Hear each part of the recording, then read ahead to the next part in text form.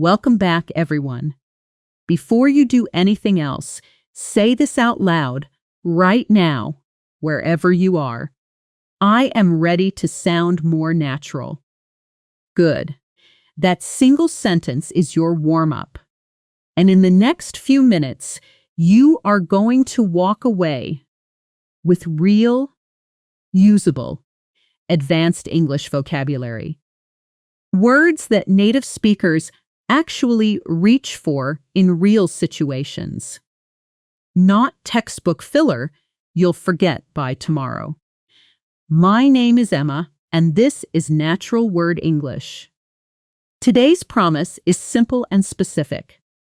By the end of this video, you will have more than 60 pieces of advanced English vocabulary in your memory, each one tied to a real moment in your day. Waking up tired, feeling overwhelmed at work, comforting a friend, getting lost in a new city. So that the word isn't just sitting in a list, it's sitting inside a memory.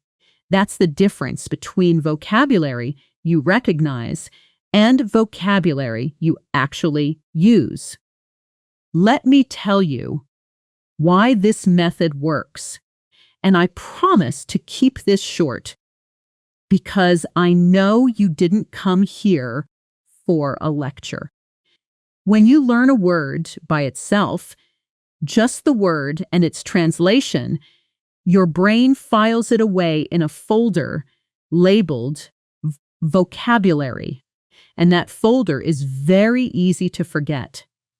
But when you learn a word attached to a scene, a feeling, a conversation between two people, your brain files it somewhere completely different. The same place where it stores your own memories. That's why you still remember song lyrics from 10 years ago, but forget a vocabulary list from last week. So today, every single word comes wrapped inside a situation. You'll hear it, you'll see how it's used, you'll practice saying it out loud, and more than once, I'm going to stop and let you speak first, before I give you the answer. That's not me being lazy. That's the part of the lesson that actually builds your fluency, because guessing and speaking is how your brain turns knowledge into a reflex. One more thing before we start. Throughout this lesson, I'm going to point out small things about how these words actually sound in fast, connected speech. Because knowing a word on paper and recognizing it in someone's fast, natural sentence are two very different skills. So keep your ears open, not just for the meaning, but for the music of the sentence. All right, let's wake up your vocabulary. Picture this. It's 6:45 in the morning. Your alarm has gone off twice already. Your eyes are barely open. Your thoughts are foggy. And your body feels like it's moving through water. There's a word for exactly that feeling. And it's more precise than just saying tired. The word is groggy. If you are groggy, you are in that half-asleep state right after waking up, or sometimes after taking medication, where your mind hasn't fully caught up with your body yet. Instead of saying, "I'm so tired when I wake up," a native speaker would say, "Day. I'm always groggy for the first 10 minutes after my alarm goes off." Say that with me. I'm always groggy for the first 10 minutes after my alarm goes off. Notice something about the connected sound here. For the often collapses into something closer to the in fast speech. So the sentence flows as Groggy for the first 10 minutes. Try the slow version first. I'm always groggy for the first 10 minutes. Now, a little faster. I'm always groggy for the first 10 minutes. That small shift is completely normal, and the more your ears expect it, the less it will confuse you later. Now, here's a mini scene. Imagine two roommates in a small kitchen. Morning light coming through the window. The smell of coffee starting to fill the room. One of them shuffles in, hair messy, eyes half closed. The other one is already dressed, holding a mug, watching with a small smile. Listen to this exchange. You look like you just fought your alarm clock and lost tomp. I did. I'm way too groggy for this conversation right now. Coffee's ready. That should help. Thank you. I need it more than usual today. Notice how naturally groggy fits right into a casual complaint.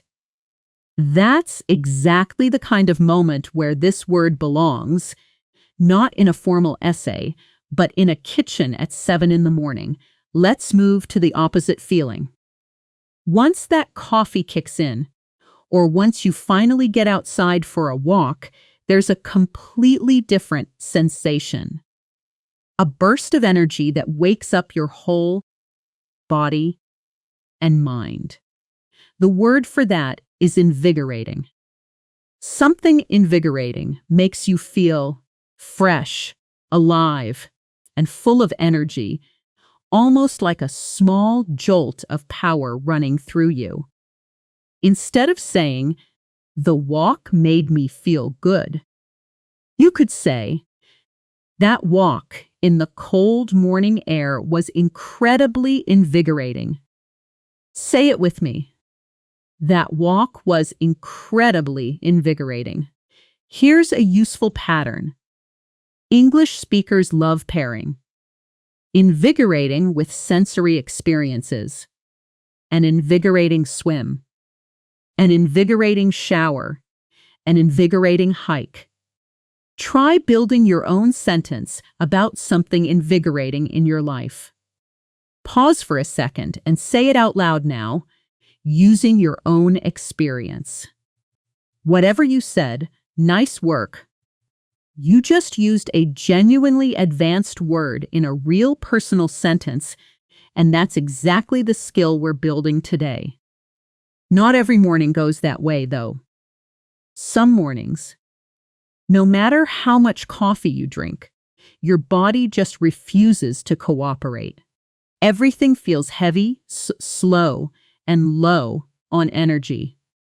That's the word sluggish.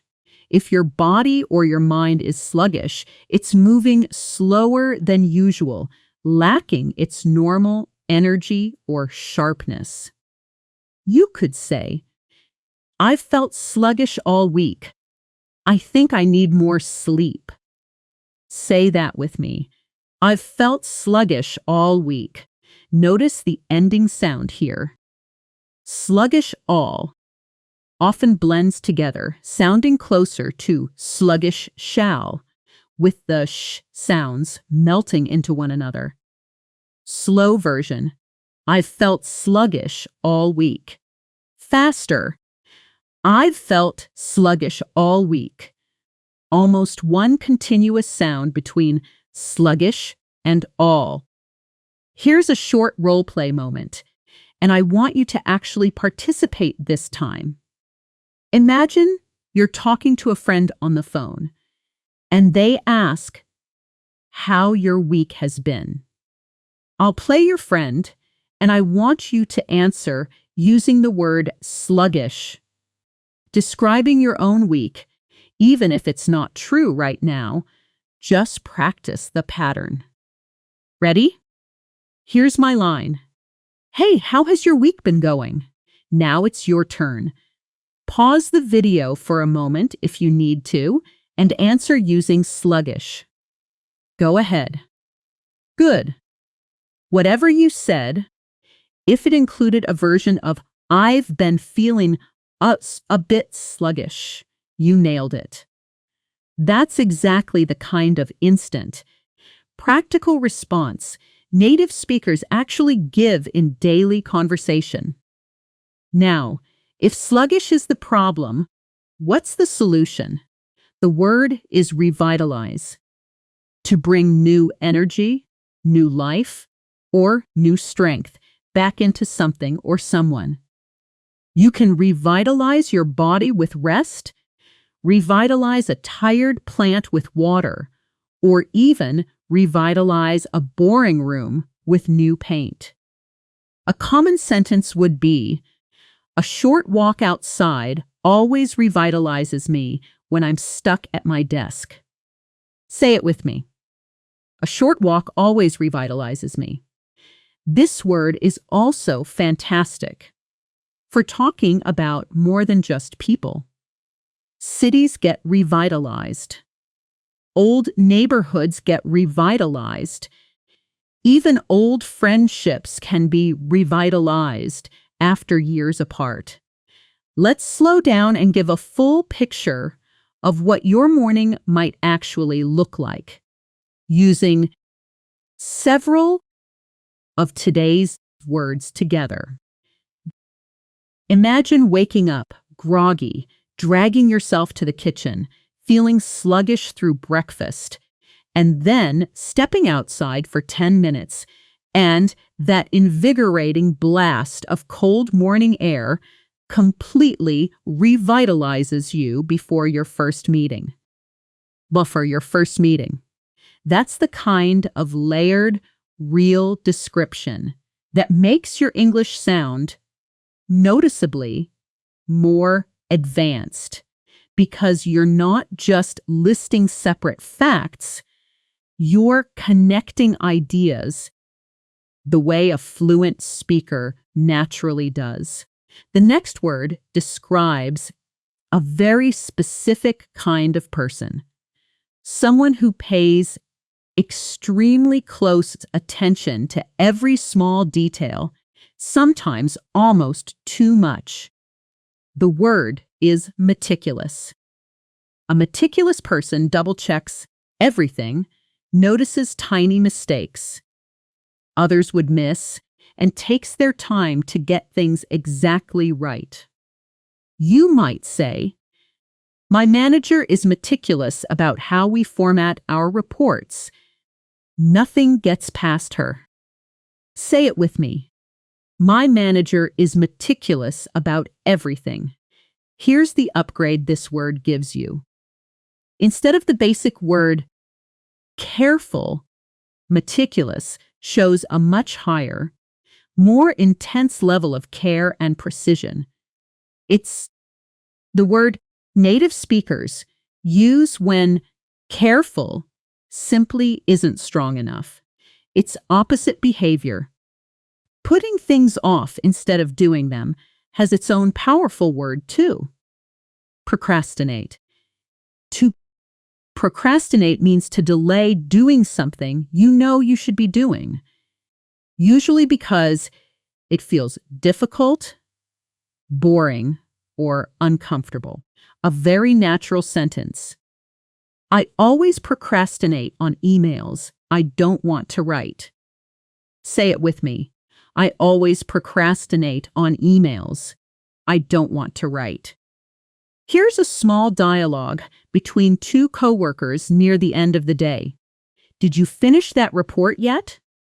Not yet, honestly. I keep procrastinating on the conclusion section. Same here. I'll do mine tomorrow morning, I promise. That's exactly what you said yesterday. Small laugh. That kind of gentle teasing is very natural in English workplaces, and procrastinate shows up constantly in exactly this tone. Half joke, half honest confession. Some tasks, though, aren't hard. They're just boring, repeating over and over with no variation. That feeling has a word too. Monotonous. Something monotonous is dull and repetitive, lacking any change or variety, to the point where it becomes tiring simply because of the repetition. Data entry can feel incredibly monotonous after the first hour. Say it with me. That job sounds so monotonous. This word works beautifully for describing routines, sounds, even voices. A monotonous voice, a monotonous rhythm, a monotonous commute. And to close this first block, here's a word for the opposite state. Full of energy, motivated, and ready to take on the day. The word is energized. If you feel energized, you're not just awake. You feel powerfully ready, ambitious, and alert. After that presentation went well, I felt completely energized for the rest of the day. Say it with me. I felt completely energized.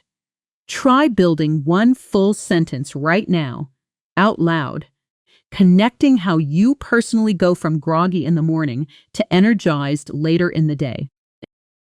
Take a moment and say it. Nice work. That's 8 solid, real-life vocabulary words already sitting in your memory, each one tied to an actual moment instead of a random list. You're building real fluency here, not just recognition.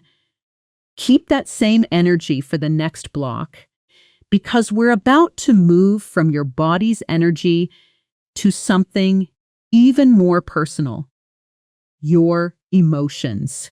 Picture this next scene clearly before we begin. It's the end of a long, chaotic week. Your inbox has 40 unread messages. Your phone hasn't stopped buzzing, and there's a pile of laundry you've been ignoring for 4 days. You sit down on the couch and just breathe out slowly. That specific feeling. Too much happening at once, more than you can mentally handle, has an exact word. Overwhelmed. If you're overwhelmed, you feel buried under too many tasks, emotions, or responsibilities all at the same time, to the point where it's hard to think clearly. Honestly, I've been feeling really overwhelmed with work this month. Say it with me. I've been feeling really overwhelmed. Notice the natural stress pattern here. Native speakers usually push extra weight onto really and overwhelmed together. I've been feeling really overwhelmed. That rise and fall in your voice is part of what makes the sentence sound emotionally honest instead of flat. Now, let's practice a role switch, because this is a word you'll want to use in real conversations, not just recognize. I'm going to read the line of a concerned friend, and then I want you to respond as the person who's overwhelmed, using the word naturally. Here's my line. You seem really stressed lately. Is everything okay? Now, pause and answer as if you're genuinely overwhelmed with something in your life right now. Go ahead. Say your response out loud. Whatever you said, if you used a phrase close to, "I've just been feeling overwhelmed lately," that's a completely natural, native-level response. Simple, honest, and exactly how real people talk. On the opposite end of the emotional scale, imagine getting news you've been hoping for. A job offer, an acceptance letter, a friend saying yes to something important. That burst of pure, Bright happiness is elated. To feel elated is to feel extremely happy and excited, more intense than just happy. It's the emotional equivalent of jumping instead of smiling. She was absolutely elated when she found out she got the scholarship. Say it with me. She was absolutely elated. Here's the upgrade path. Instead of saying very, happy, which sounds a little flat and overused, elated gives your English an emotional peak. It shows the listener exactly how strong that happiness really was. Before big moments, interviews, first dates, difficult conversations, there's often a nervous, uneasy feeling about what might go wrong. That's apprehensive. If you're apprehensive, you're worried or nervous about something that hasn't happened yet, usually because the outcome is uncertain. I'm a little apprehensive about my presentation tomorrow. Say it with me. I'm a little apprehensive about tomorrow. Here's a short scene to place this word inside. Imagine sitting in a waiting room before a job interview. The clock on the wall ticking loudly. Your hands slightly cold. Your mind running through possible questions again and again. A stranger sitting next to you says quietly, "First interview of the day?" You reply, "Is it that obvious?" "Yeah, I'm pretty apprehensive, honestly." They smile and say, "You'll be fine. Everyone looks exactly like you do right now." That small, human moment is exactly where apprehensive naturally lives. Not in a textbook definition, but in a quiet waiting room before something uncertain. Sometimes, though, that nervous energy isn't about the future. It's about something unfair that already happened, and it lingers as quiet anger. That's resentful. If you feel resentful, you feel bitter or angry about something you consider unfair, and often that feeling doesn't go away quickly. It sits with you. He still feels resentful about not getting that promotion last year. Say it with me. He still feels resentful about it. This is a slightly heavier word emotionally, so it's used carefully, usually about long-term unfairness, not small daily annoyances. After a stressful situation finally ends, the exam is over, the flight lands safely, the difficult phone call is done. There's a wave of calm that washes over you. That's relieved. To feel relieved is to feel a release of worry or tension, usually because something stressful has ended or resolved. I was so relieved when the doctor said the results were normal. Say it with me. I was so relieved. Here's a quick comparison for your ear. Notice how relieved and elated are cousins but not twins. Elated is pure joy about something good happening, while relieved is the release of tension about something bad not happening. Feel the difference. I was elated when I got the job versus I was relieved when the interview was finally over. Certain smells, songs, or places can pull you backward in time, wrapping you in a warm, slightly sad memory of the past. That specific, bittersweet feeling is nostalgic. To feel nostalgic is to feel a sentimental longing for the past often triggered by something small. A song, a smell, an old photo. This song always makes me feel nostalgic about my childhood summers. Say it with me. This song makes me feel nostalgic. Here's a mini dialogue between two old friends.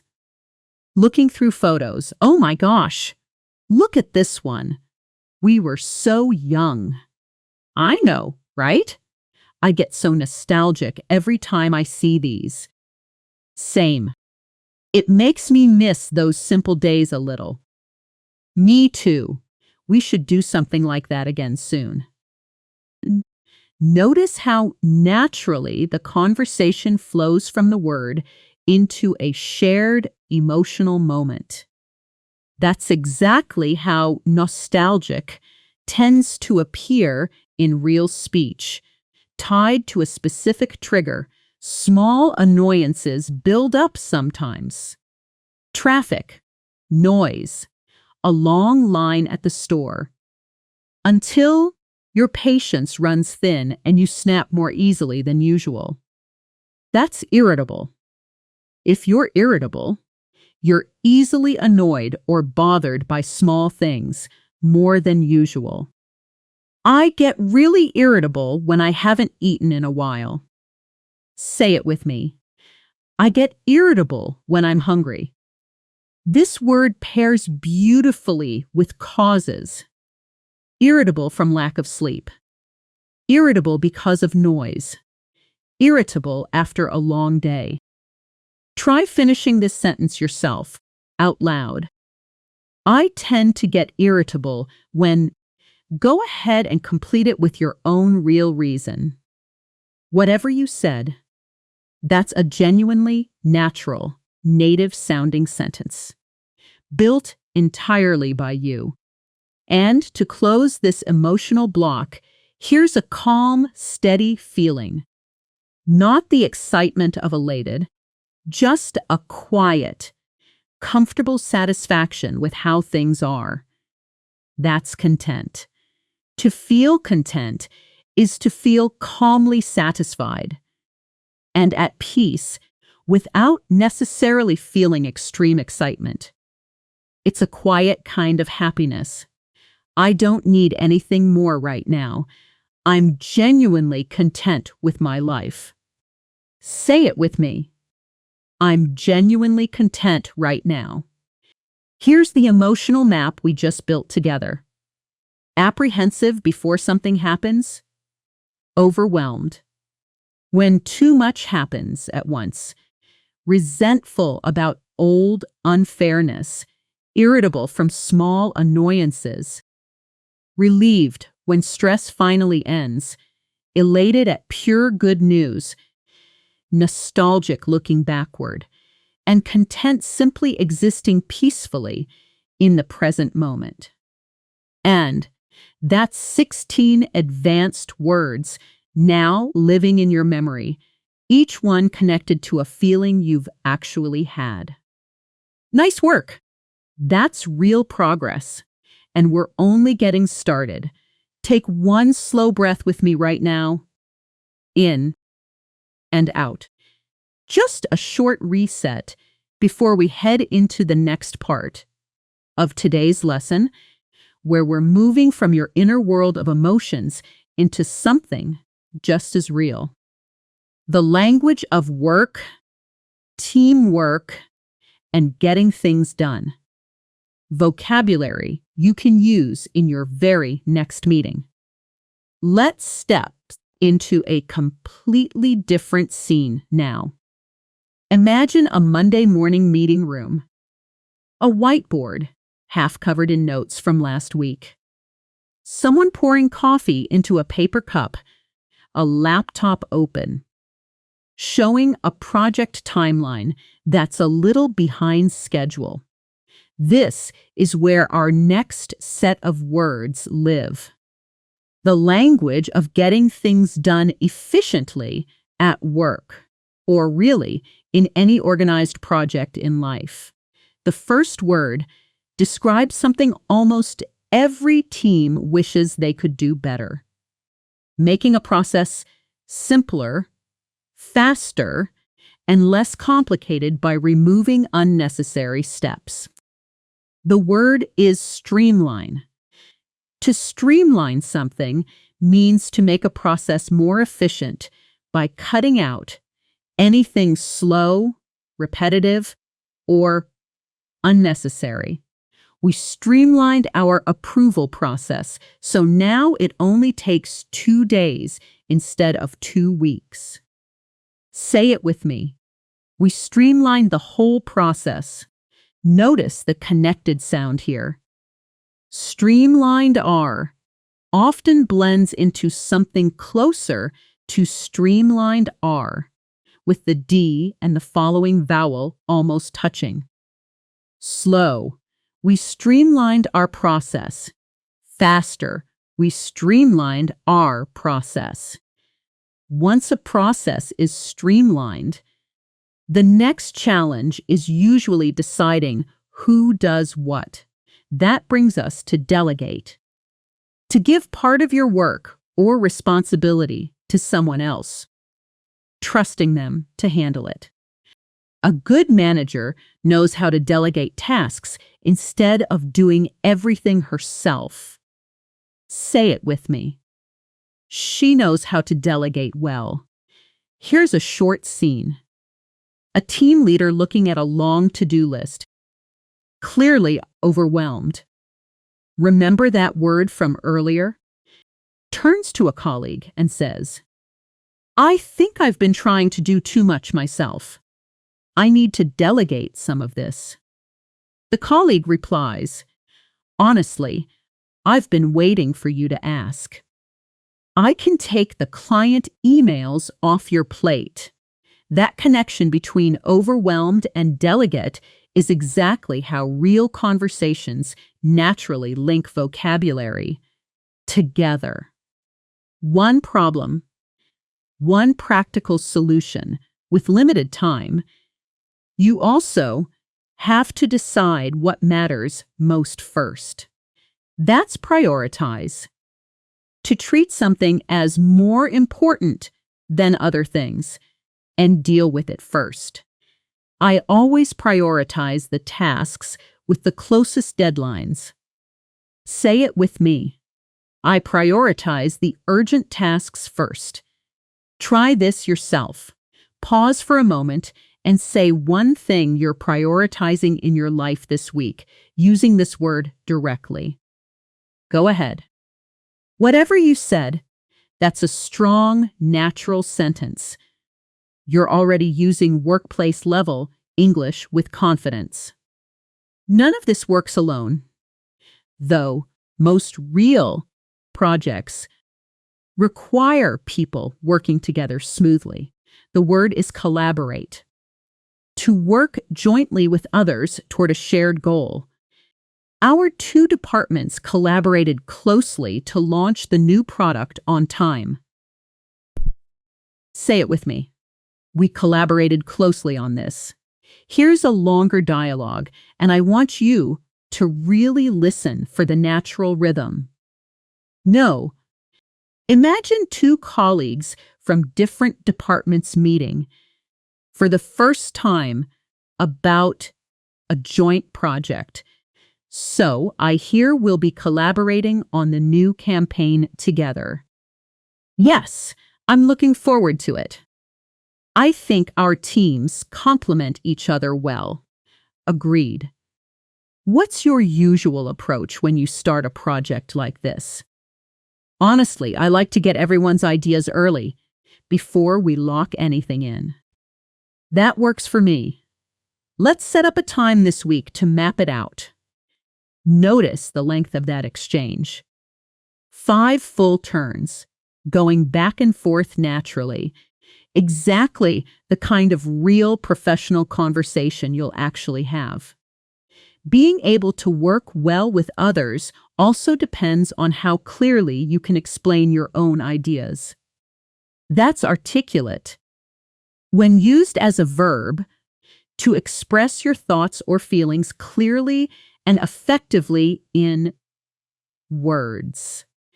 She articulated her concerns about the budget very clearly in the meeting.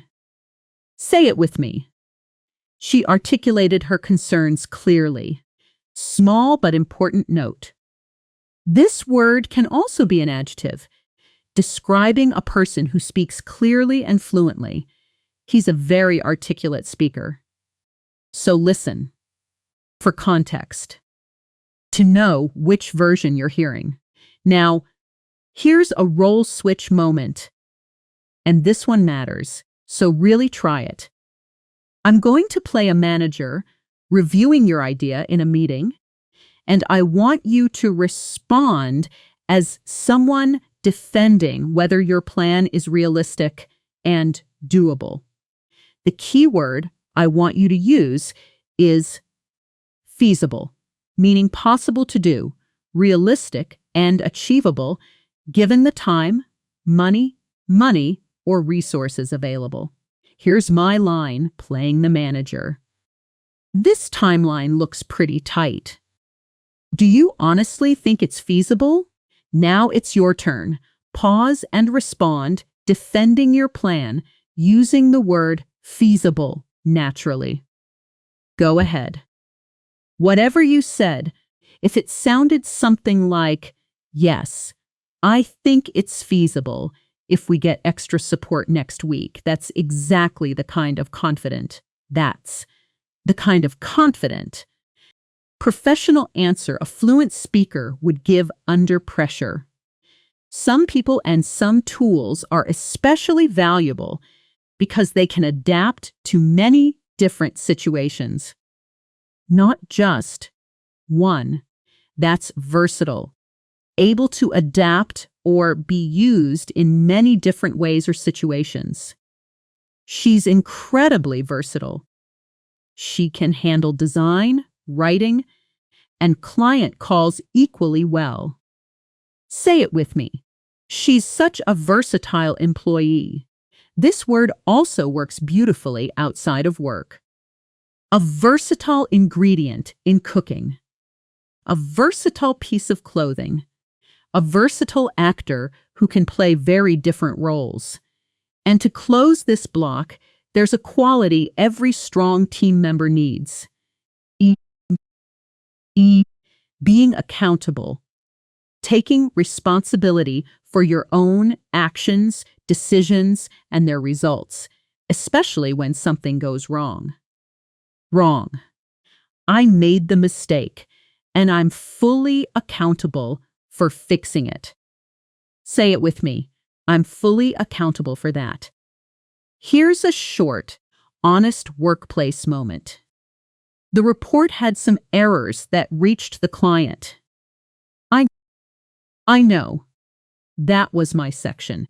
I'm accountable for that, and I'll correct it today. I appreciate you owning it directly. Let's fix it together. Notice how accountable doesn't sound weak or embarrassing here. It actually sounds confident and mature, which is exactly the tone native speakers use it with.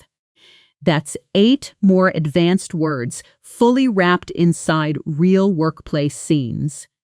Streamline, delegate, prioritize, collaborate, articulate, feasible, versatile, and accountable. Combined with our first 16, you now have 24 solid pieces of vocabulary living in real memories instead of a flat list. That's genuinely strong progress for one video, so take a second and feel good about that. Before we move into our next block, which shifts from your professional life into something more personal, the language of real friendships and honest relationships. Picture 2 close friends sitting on a park bench. Late afternoon light.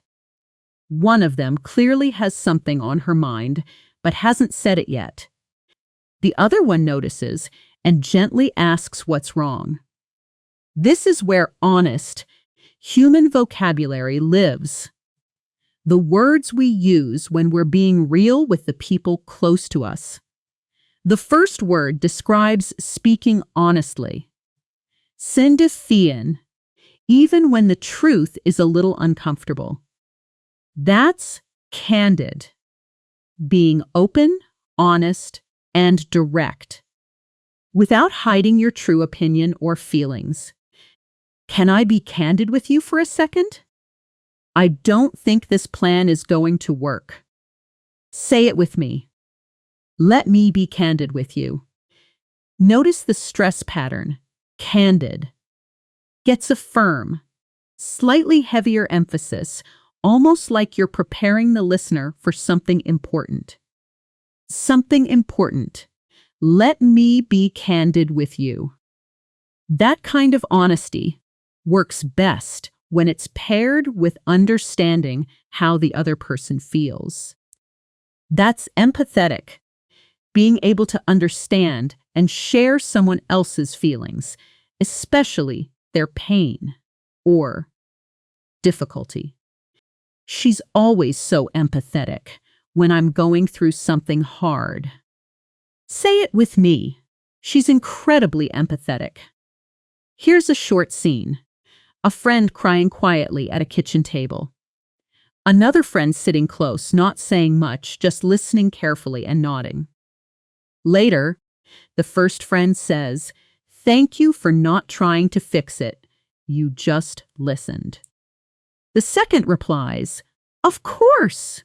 I could tell you just needed someone empathetic tonight, not advice." That quiet, listening kind of support is exactly the emotional space where empathetic naturally belongs. After an argument or a period of distance, two people sometimes make an effort to fix things and become close again. That's reconcile, to become friendly again with someone after a disagreement, or to make two different things agree with each other. It took months, but they finally reconciled after that big fight. Say it with me. They finally reconciled last month. This word also has a second meaning worth knowing. Reconciling two different opinions, or reconciling your bank statement with your budget. But the emotional, relationship meaning is the one you'll use most often in daily conversation. Sometimes, though, the moment right before or right after an important conversation feels strange and uncomfortable. Neither person quite sure what to say. That's awkward. Uncomfortable, embarrassing, or difficult. Often because a social situation doesn't feel natural. It was a little awkward seeing my ex at the party, but we were both polite. Say it with me. That was pretty awkward, honestly. Try this yourself. Pause and describe one genuinely awkward moment from your own life, out loud, using this word. Go ahead. Whatever you said, that's a great personal use of the word. Exactly how native speakers casually drop it into storytelling. When you trust someone enough to share something private or emotional, you're doing something specific. You confide in them. To confide in someone means to tell them a secret or something personal, trusting them not to share it further. I confided in my sister about the job offer before telling anyone else. Say it with me. I confided in my sister first. Here's a longer dialogue between two close friends, and notice the natural back and forth rhythm. Can I tell you something? But you have to keep it between us? Of course. What's going on? I've been thinking about leaving my job, but I haven't told anyone yet. Wow, okay. Thank you for confiding in me about this.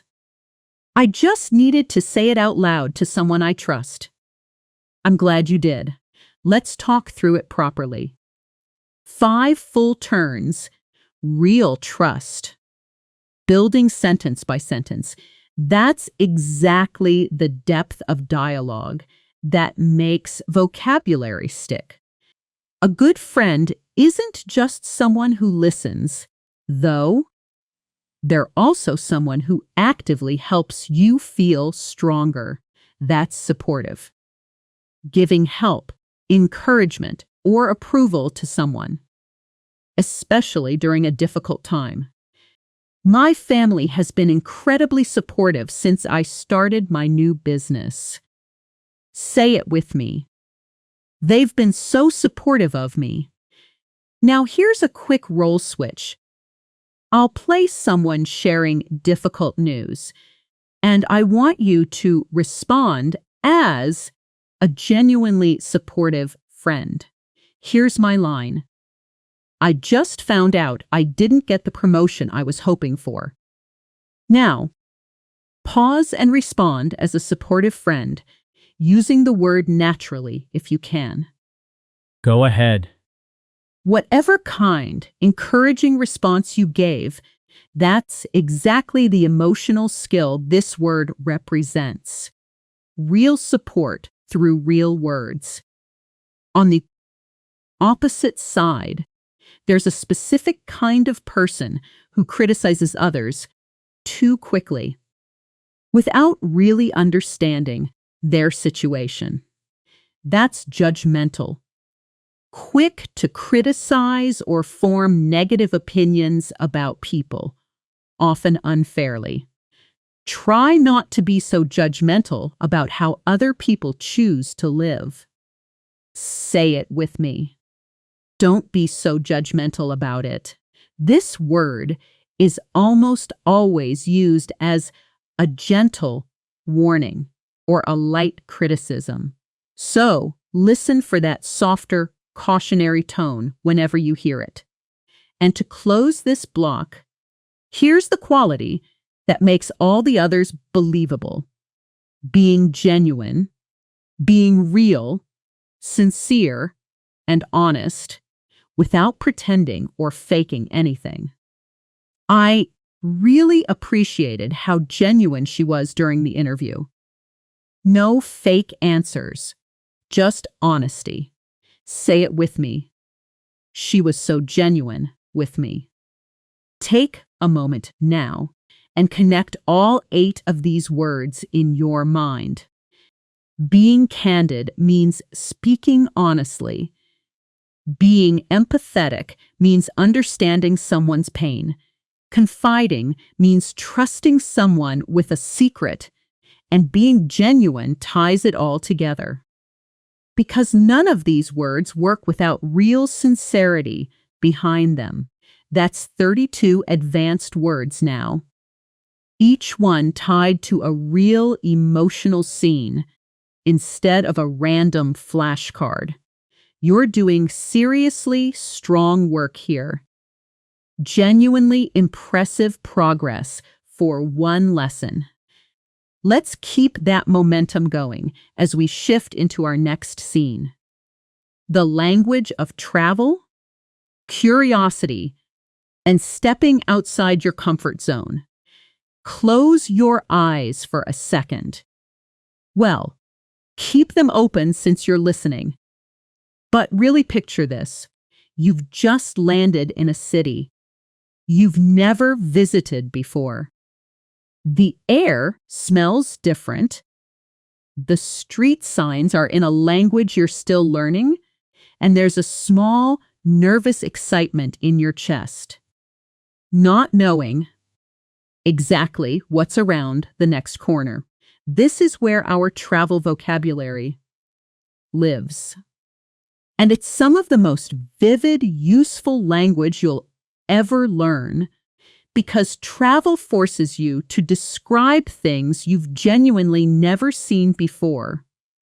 Before any trip like that, though, there's usually a plan, a detailed schedule of where you'll go and when. That's your itinerary.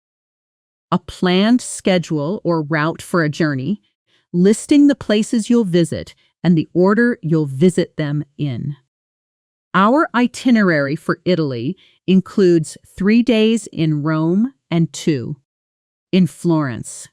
Say it with me. Let me show you our itinerary. Here's a quick practical tip for your ear.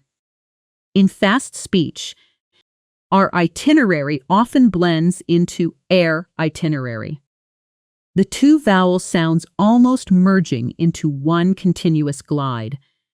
Some travelers, though, love throwing the itinerary away entirely and exploring somewhere far from typical tourist spots.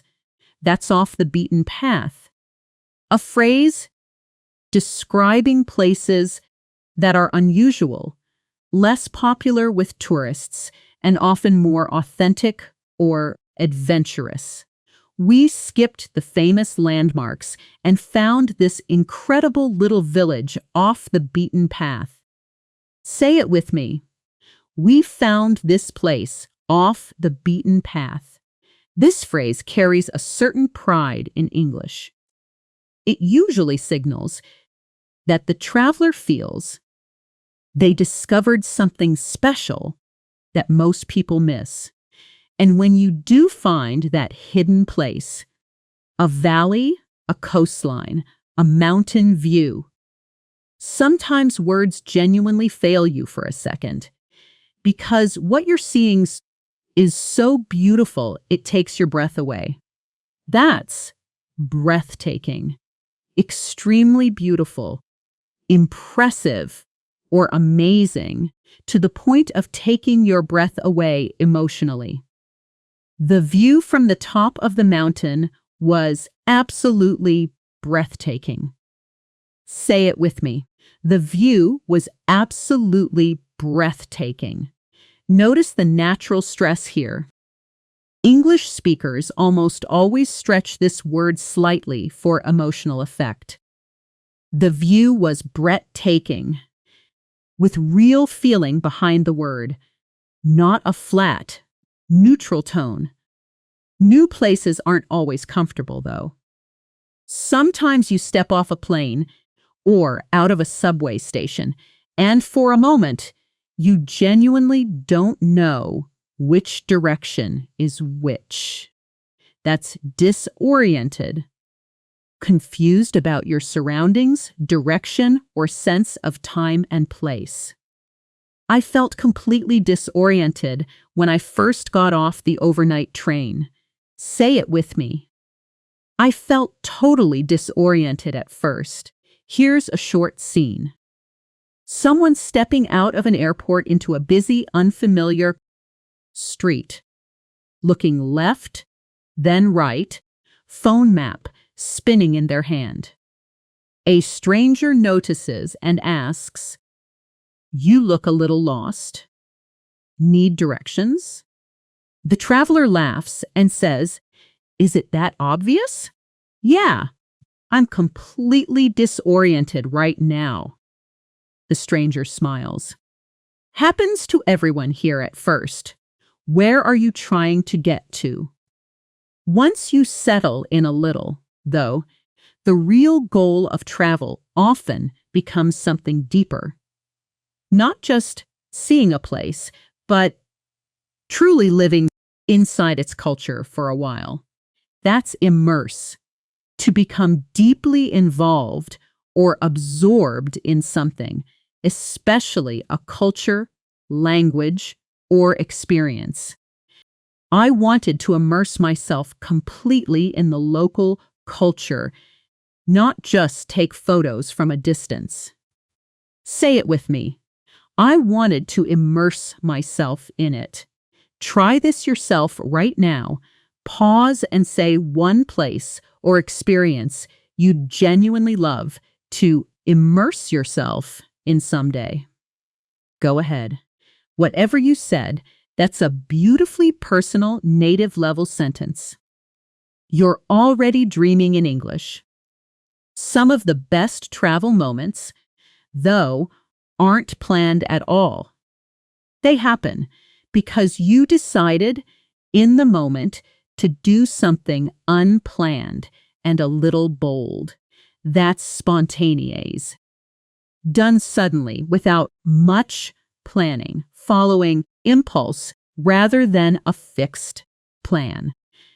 We spontaneously decided to jump on a train to the coast, and it turned into our favorite day of the trip. Say it with me.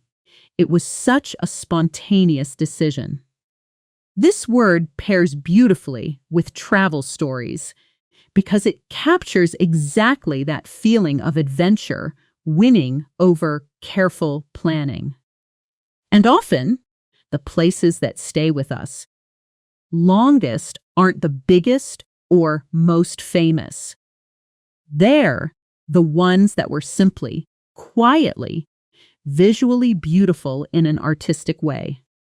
That's picturesque, visually charming or attractive, enough to look like a painting. We stumbled onto this picturesque little fishing village by accident. Say it with me. It was such a picturesque village. This word is almost always used for smaller, quieter places. Villages, countryside roads, quiet coastlines, rather than large, busy cities.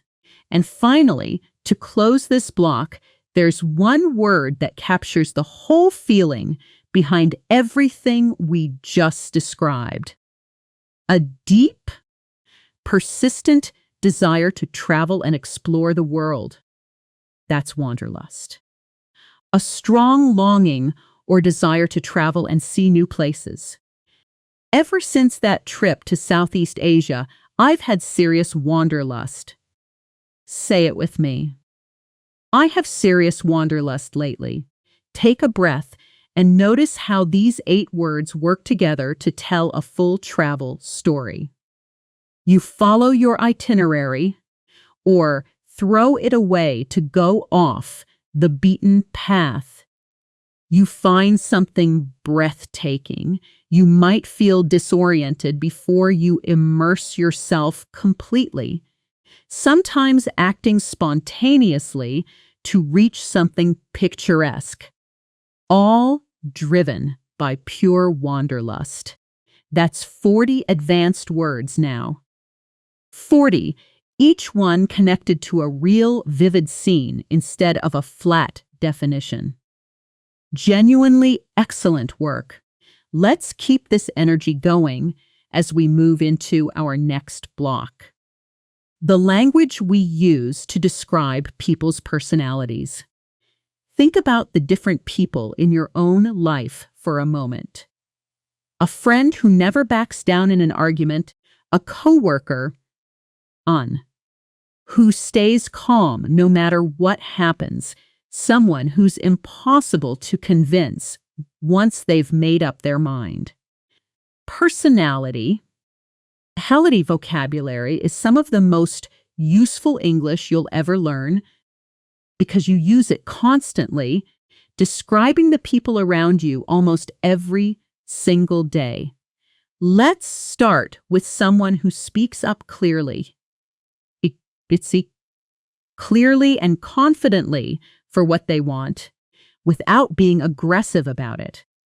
That's assertive, confident, and direct in expressing your opinions or needs, while still respecting others. I've been working on being more assertive in meetings instead of staying quiet.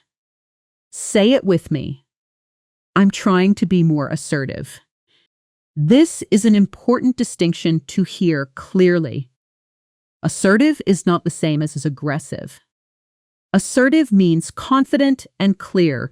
Aggressive means forceful and often disrespectful.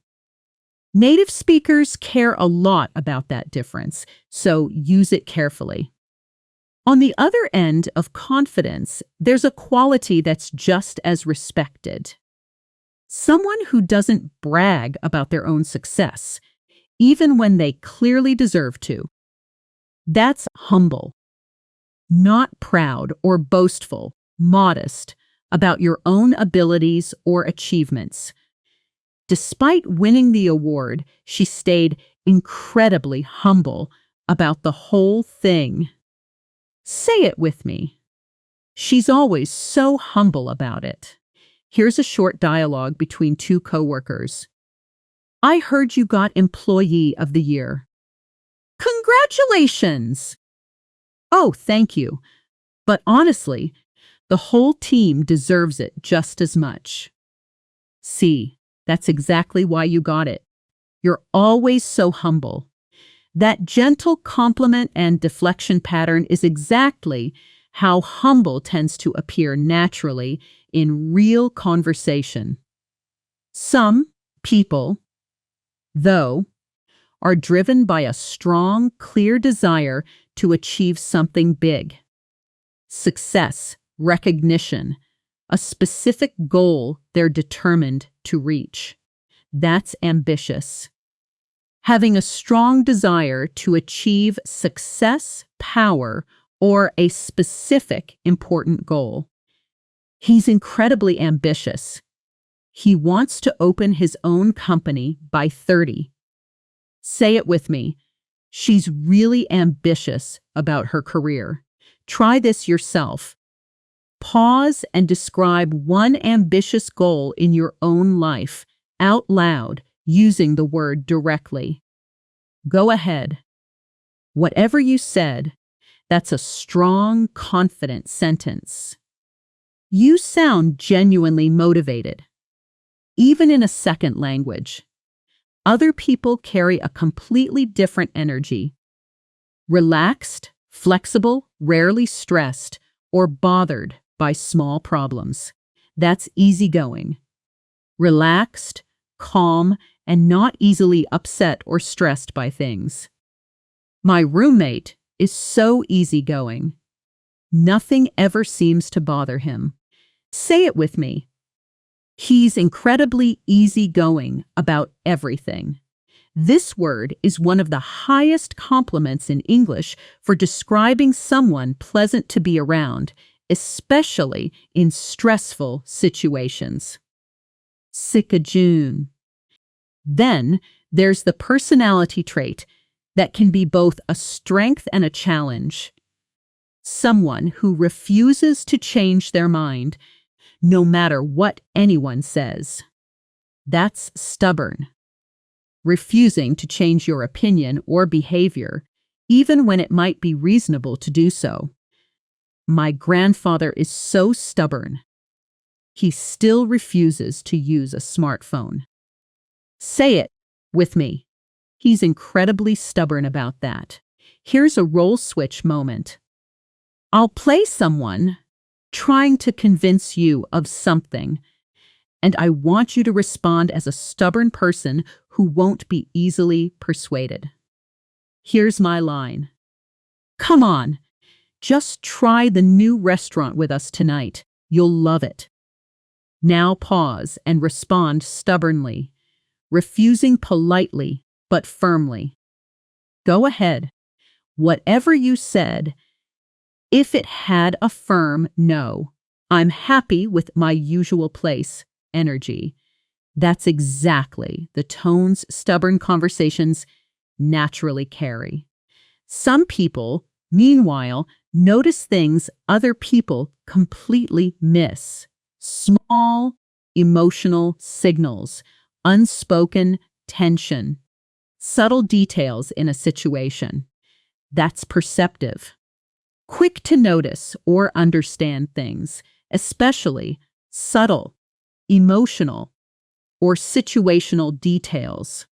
She's incredibly perceptive. She knew something was wrong before I even said anything. Say it with me. She's always been so perceptive.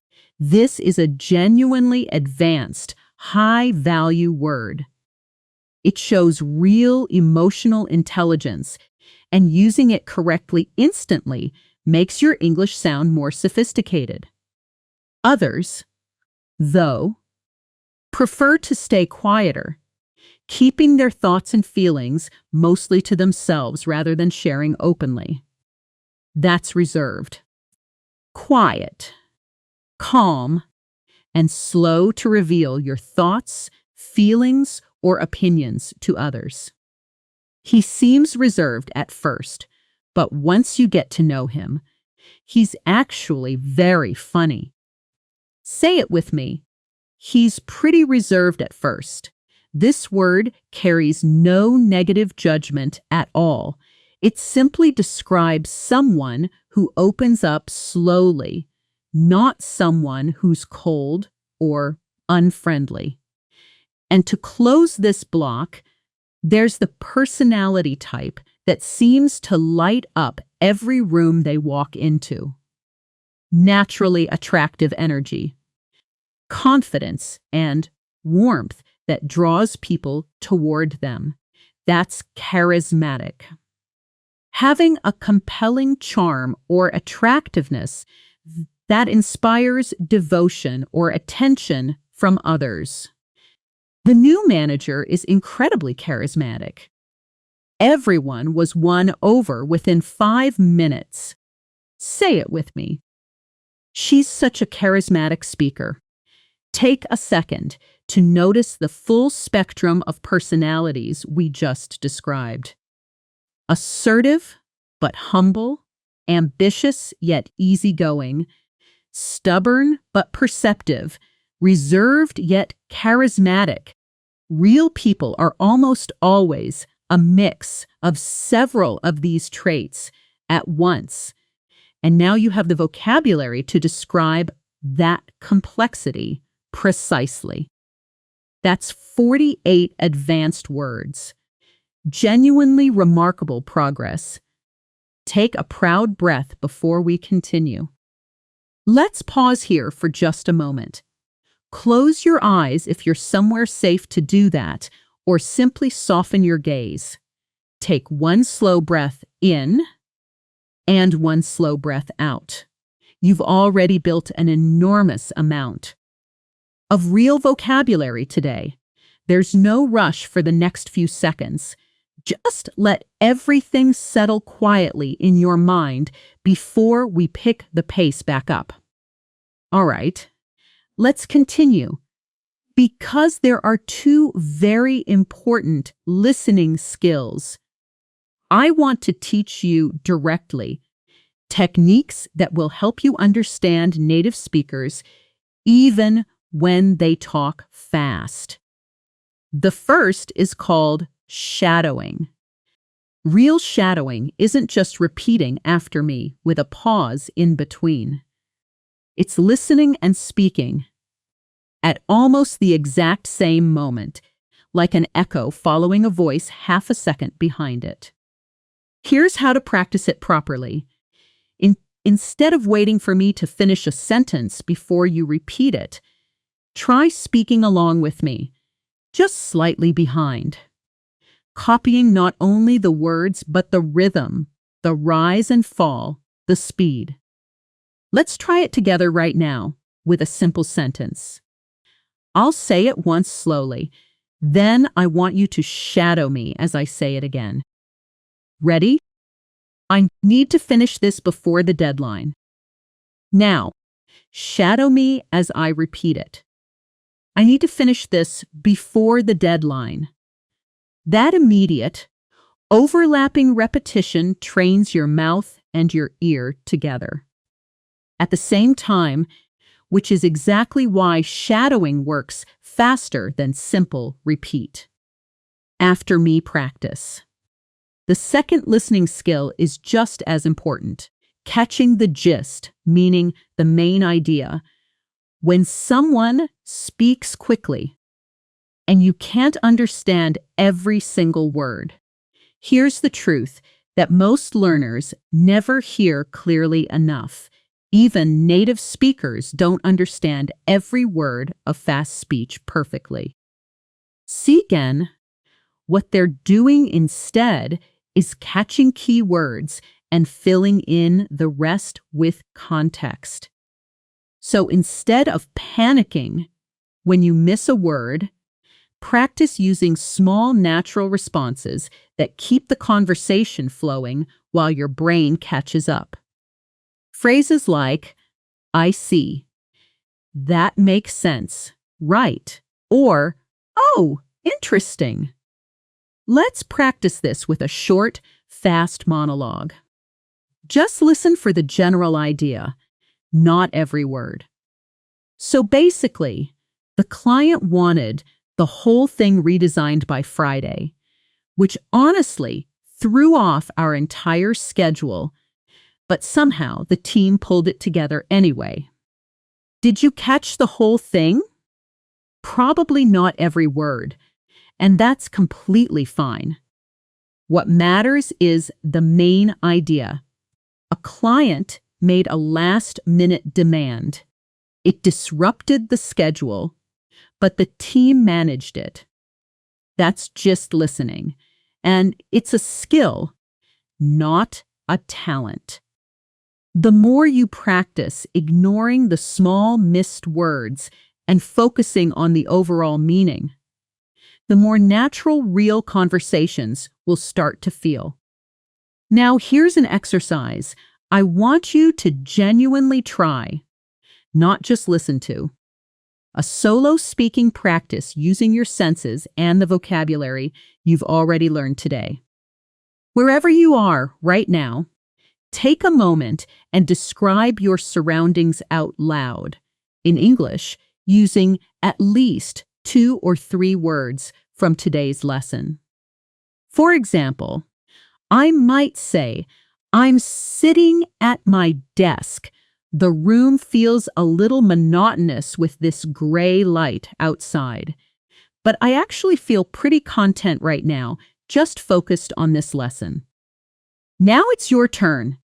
Pause the video, look around you, and describe your environment and your current feeling out loud using your own version of today's vocabulary. You see? Go ahead, take your time. Whatever you said, that exercise is incredibly powerful because you just turned passive vocabulary into active, spontaneous speech.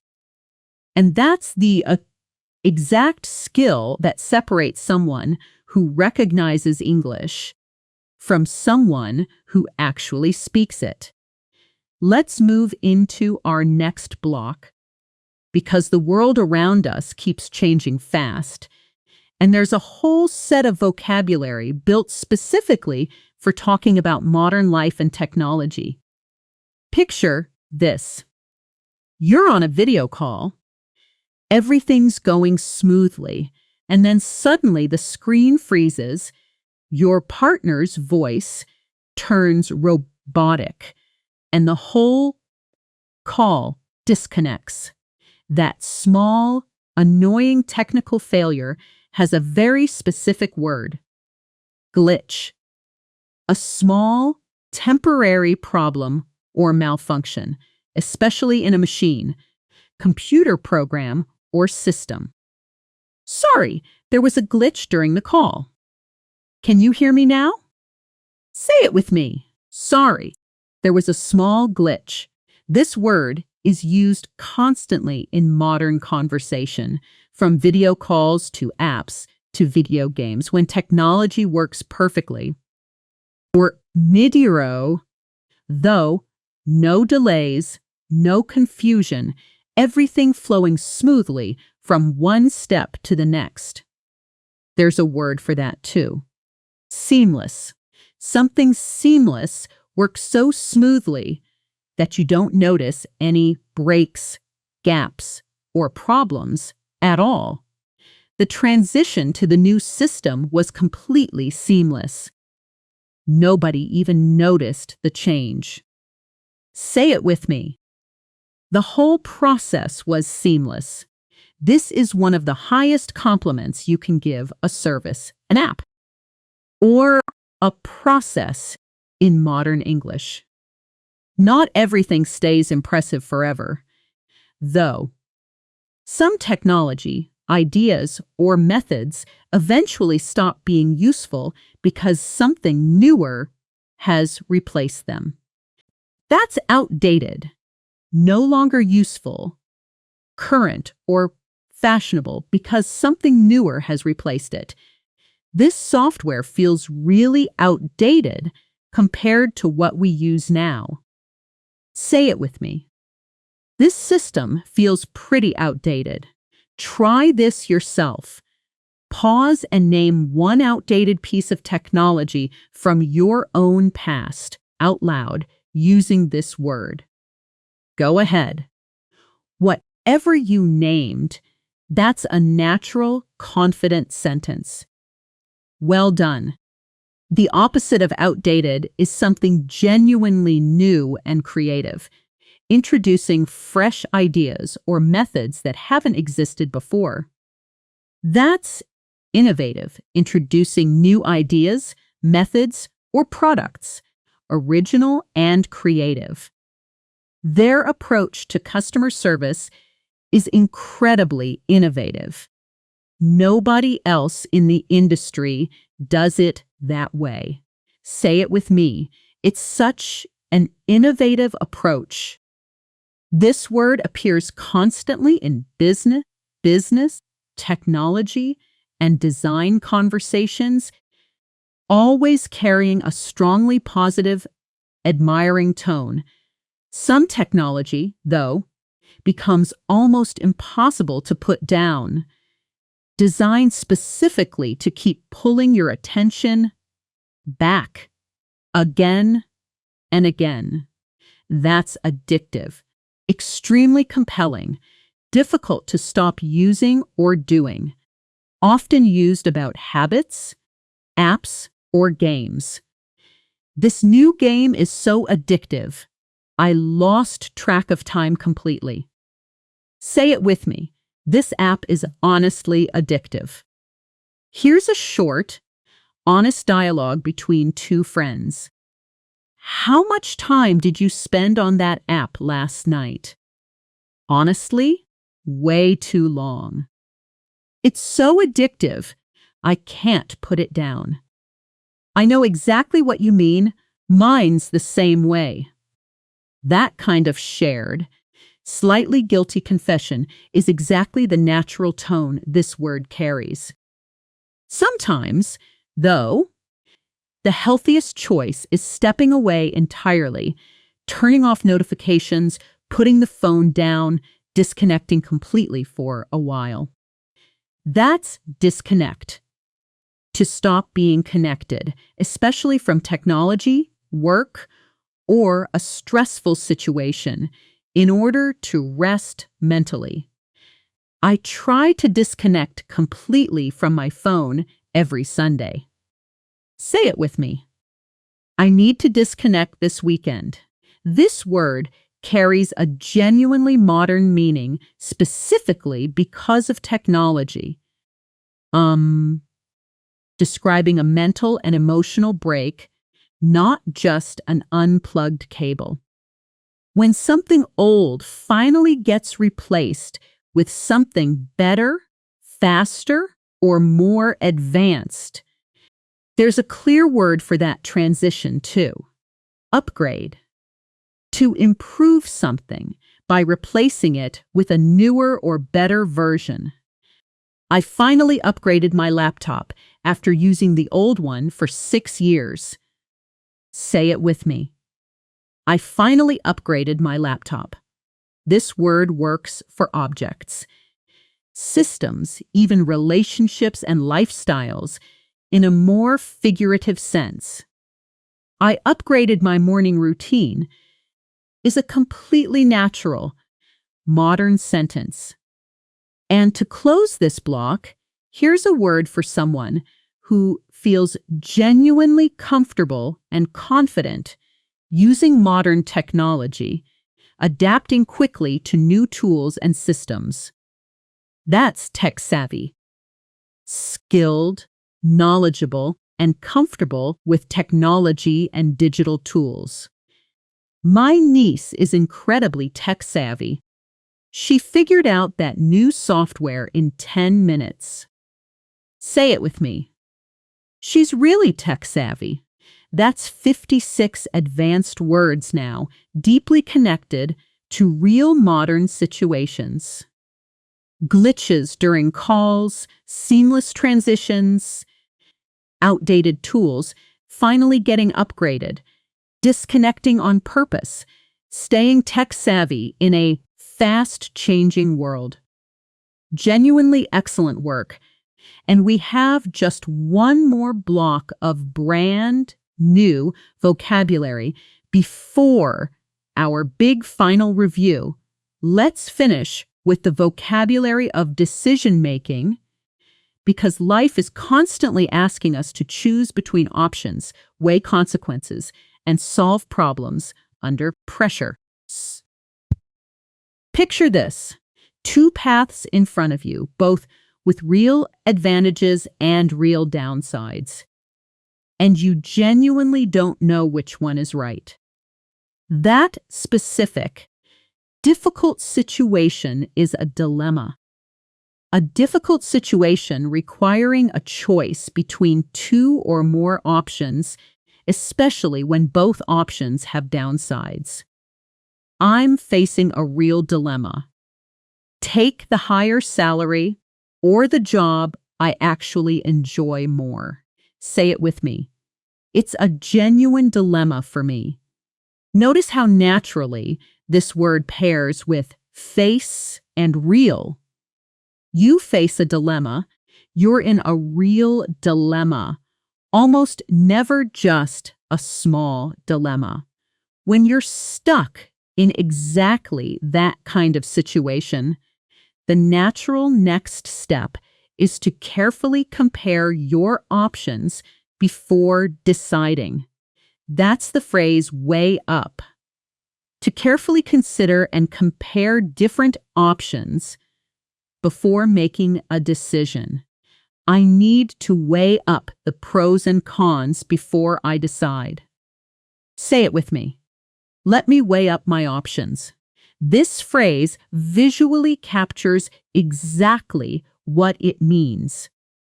Imagine literally putting two choices on a scale, checking which side feels heavier, more important, more reasonable. After weighing everything carefully, Sitzon if Pierre, you eventually need to decide whether an option is actually realistic enough to move forward with. That's viable, capable of working successfully, realistic and practical enough to be done. Is it actually viable to launch the product by next month? Say it with me. I don't think that's viable. This word is closely related to feasible from earlier, but viable often carries a slightly stronger sense of long-term survival or success, not just short-term possibility.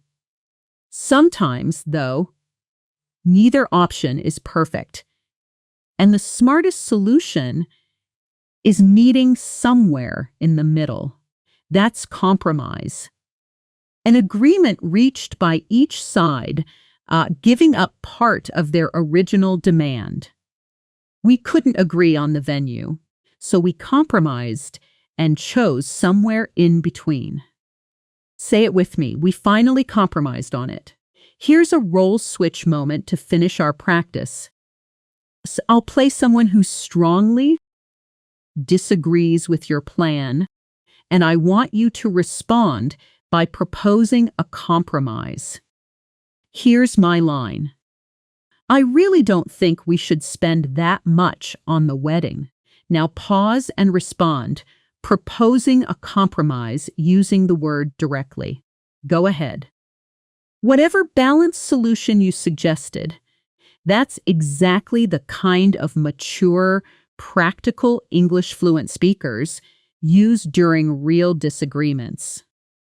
Every decision, though, comes with some kind of disadvantage, a negative side effect you have to accept along with the benefits. That's drawback. A disadvantage or negative aspect of a situation, plan, or choice. The apartment is perfect, but the main drawback is the long commute. Say it with me. The only real drawback is the price. This word is almost always used honestly and fairly. Acknowledging something isn't perfect, even while still recommending it overall. And sometimes, after a long period of struggle, there's a sudden, important moment of progress, understanding, or success that changes everything. That's breakthrough. A sudden, significant advance or discovery, especially after a period of difficulty. After months of testing, they finally had a breakthrough with the new treatment. Say it with me. We finally had a breakthrough today. This is a genuinely exciting, high-energy word. It almost always signals real celebration after real struggle. Right before making a big decision, it's completely natural to feel a little unsure, a little slow to commit, even when you know what you probably should do. That's hesitant. Slow to act or speak because you feel unsure, nervous, or uncertain. I was hesitant to accept at first, but I'm really glad I did. Say it with me. I was pretty hesitant at first. Try this yourself right now. Pause and describe one decision you were genuinely hesitant about in your own life out loud. Go ahead.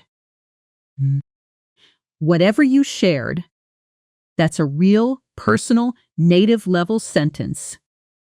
Genuinely well done. And to close our vocabulary today, there's one final word for someone who handles difficult situations. Well, finding smart, creative solutions, even with limited resources. That's resourceful. Able to find quick, clever ways to solve problems or overcome difficulties, especially with limited resources. She's incredibly resourceful. She fixed the whole situation with almost no budget at all. Say it with me. He's always so resourceful. That's 64 advanced words now. 64. Completely woven into real dilemmas. Honest compromises. Unexpected breakthroughs. And resourceful solutions.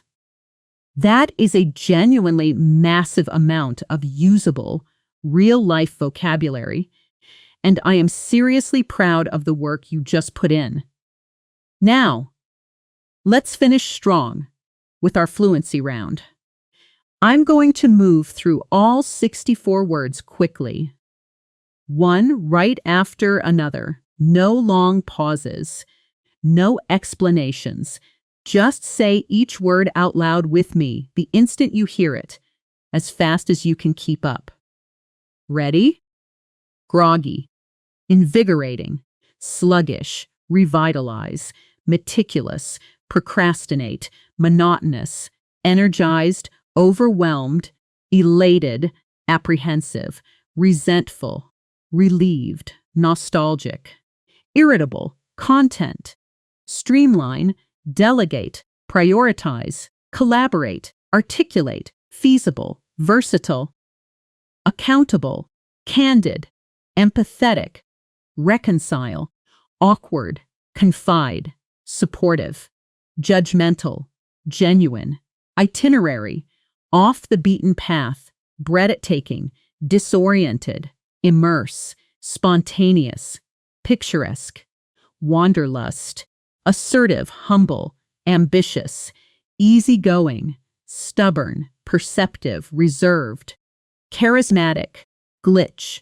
seamless, outdated, innovative, addictive, disconnect, upgrade, tech-savvy, dilemma, way up, viable, compromise, drawback, breakthrough, hesitant, resourceful. That's it. Every single one, from start to finish, and if you kept up even most of the way, that's real, active fluency practice, not passive listening. Here's your specific task before you close this video. Pick just one word from today, any word that genuinely connected with something in your own life, and write one full sentence with it in the comments below, describing your real day, your real feelings, or your real week. Not a random example, your own true sentence. That single act of writing forces your brain to actively produce the word instead of just recognizing it. And that's the real final step toward making it permanently yours. You showed up today and did serious, focused work. 64 advanced words, each one tied to a real memory instead of a flat list, real dialogues, real role switching, real listening techniques. That's exactly how fluency is actually built, one honest, connected word at a time. If this lesson helped you, subscribe to Natural Word English so you don't miss the next one. And I'll see you very soon for more advanced English vocabulary in real life context.